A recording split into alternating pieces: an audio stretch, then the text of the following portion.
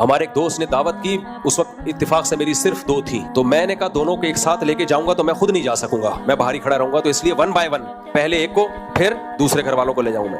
تو جب ایک گھر والوں کو میں لے کر گیا ہوں, آدھا گھنٹہ پونا گھنٹہ گزرا, وہ ٹائم پہ گھر والے آ گئے اور میں لے کے چلا آیا. اب دوسرے کو لے کر گیا, دوسرے گھر والوں کو, ان کو وہاں ہو گئی دیر. اب دیر ہو گئی تو مجھے فون کرنا بنتا تھا, بھائی کیا ہو گیا, اتنا ٹائم کیوں ہو گیا. 2-3 دفعہ میں نے فون کر لیا کیونکہ لیٹ بہت ہو رہے تھے, لیٹ نائٹ, دیر ہو گئی تھی رات. میں نے ان کو لے آیا بہرحال. 2-4 دن ہمارے گزرے, اس کے بعد لڑائی شروع, ڈرون پہلی والی سے, جن کو پہلے لے کر گیا تھا نا.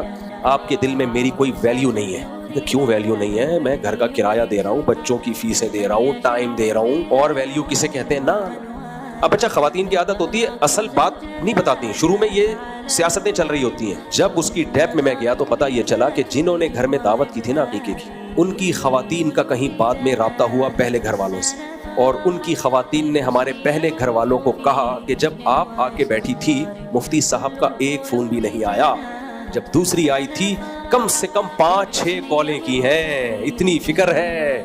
میں نے کہا میرا پروگرام اڑ گیا.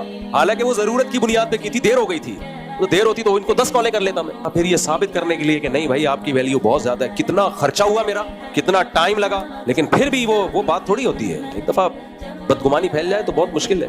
مجھے خیال ہوا جن کے گھر گئے تھے ان کو کیا ضرورت تھی بتانے کی کہ اتنی کالیں اور اتنی کالیں اور ایسا ہوا, کیا ضرورت تھی یار.